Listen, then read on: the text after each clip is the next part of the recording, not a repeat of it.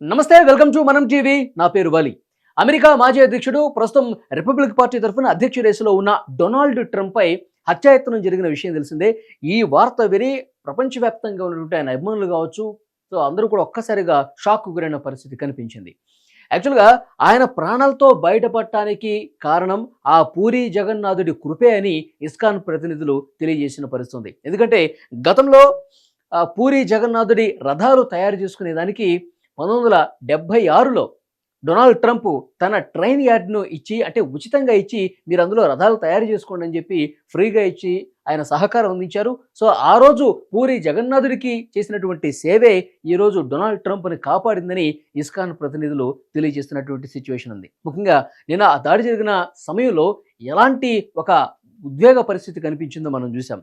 Donald Trump చెవికి గాయమైంది. తల ఒక్కసారిగా ఆయన పక్కకు తిప్పినప్పుడు వెనక నుంచి దుండగుడు కాల్పులు జరపగానే 4 రౌండ్లు ఆయన చెవికి తగిలి తీవ్రమైన గాయమైంది.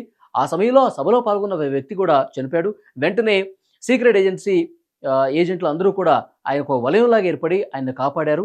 సో వెంటనే ఆయనకి తీవ్ర గాయమైనా సరే డొనాల్డ్ ట్రంప్ ఒక పిడికిలి పైకెత్తి ఫైట్ ఫైట్ అంటూ ఆయన నినాదాలు చేసినటువంటి పరిస్థితి ఉంది.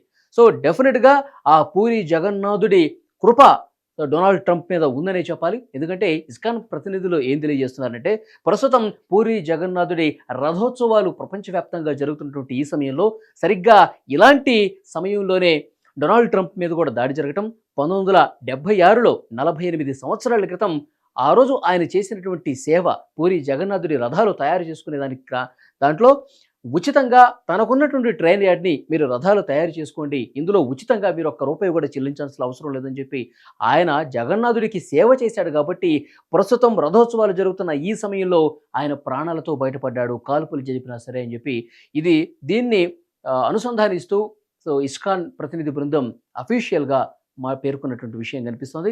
సో నిజంగానే, ఎందుకంటే దేవుడికి సేవ చేస్తే ఏదో ఒక రూపంలో ఆ దేవుడు మళ్ళీ కాపాడతాడు అనటంలో సో ఎలాంటి సందేహం లేదని కూడా పూరి జగన్నాథుడి భక్తులు ప్రస్తుతం దీన్ని గుర్తు చేసుకుంటూ మాట్లాడుతున్నటువంటి పరిస్థితి ఉంది.